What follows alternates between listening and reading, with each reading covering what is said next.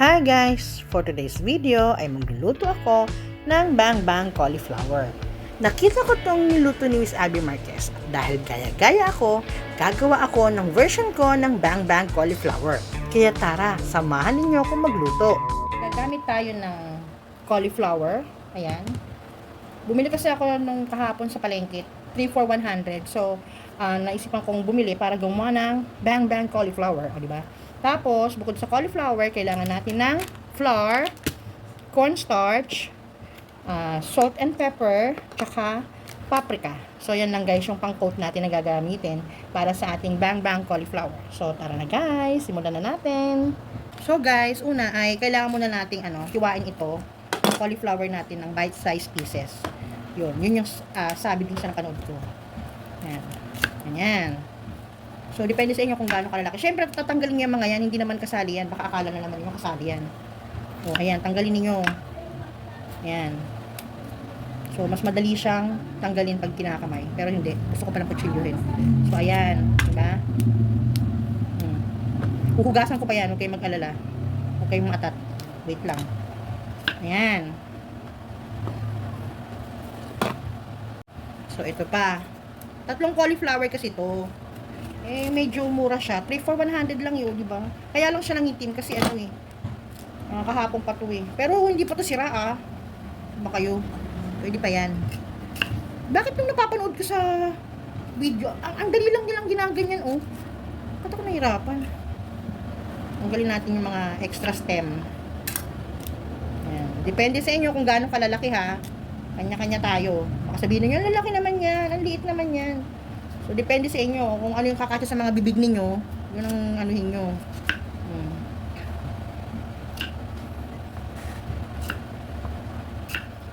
So, tama na siguro ito guys. Meron pang isa eh. Ito ba Kaya lang parang ayoko na. Tama na muna to kasi baka naman, diba? So, guys, ito na yung ating, wait lang. Ito na yung ating 1 cup ng flour. Tapos, lalagyan natin siya ng half cup, ayan, ng cornstarch.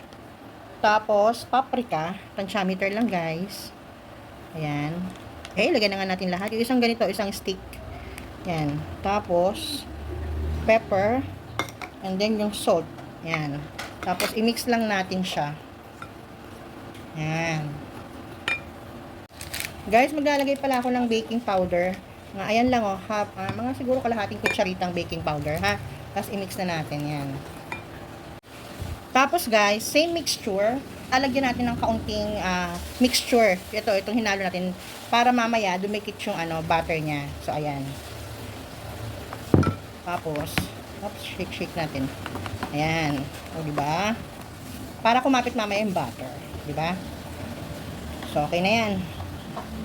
Ayan. Set aside natin 'yan and then lalagyan natin siya ng cold water. Yan. So, tansyameter ulit ang gagamitin natin. Pagka gusto ko na yung consistency, titigil na tayo magdagdag ng tubig. Yung sakto lang ba? Yan. Ay, masik. So, ayan. Kailangan yung sakto lang. Yung hindi masyadong runny at hindi masyadong malapot. O, diba? Tumatalsik siya. Happy, kita yung paa mo dyan. Diyan ka pa nakapaunat. So, ayan guys.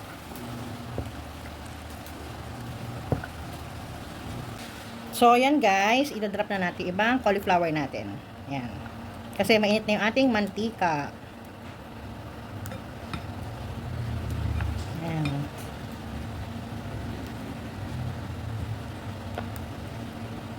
Tama na muna yan guys. Ayan, coat na, di ba? Alam niyo, iba nilalaga mo na yung cauliflower. Ito kasing version na to, ito yung nakita ko kay Miss Abby. Kaya yun yung ginaya natin. Dahil nga gaya-gaya ko, yung kay Miss Abby ang ginaya ko. Bakit ba? So guys, medyo mainit na. Mag-try tayo ng isa. Tada, diba? Hindi pa masyado mainit. Pero carry na pala yan, guys. Yan.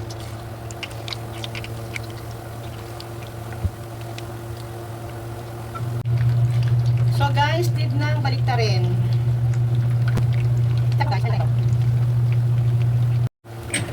Guys, hahanguin na natin. Pero, hindi pa ito tapos kasi i-double fry natin siya mamaya. Di ba?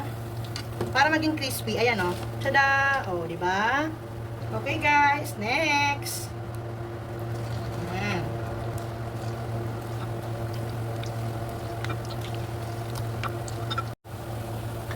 So guys, hanguin na natin yung second batch ng ating Bang Bang cauliflower. So ayan. Ay! Oh, di ba ang ganda? Tada! So ito na po yung last batch ng ating Bang Bang. Di ba may kanta nun? Bang Bang na na na na. Eh, wali. So ayan.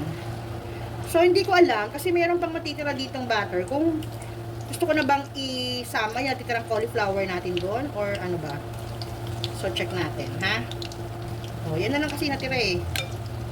So guys, luto na siya. Pero hiniwalay ko siya kasi medyo malamig yung una eh. So, yan.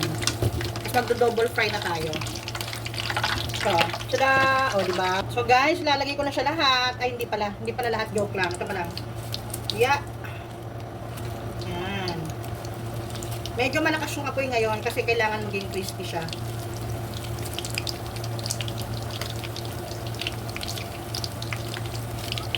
Ayan. Okay na muna yan, guys.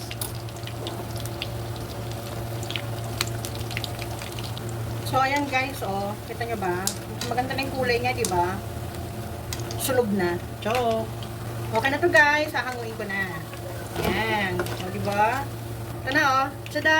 O, diba? Next. Ito na yung last batch, guys. Ilalagay na natin lahat. Aray ko.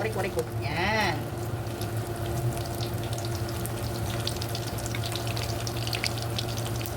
So guys, hahanguin ko na, luto na siya. Wow, yummy.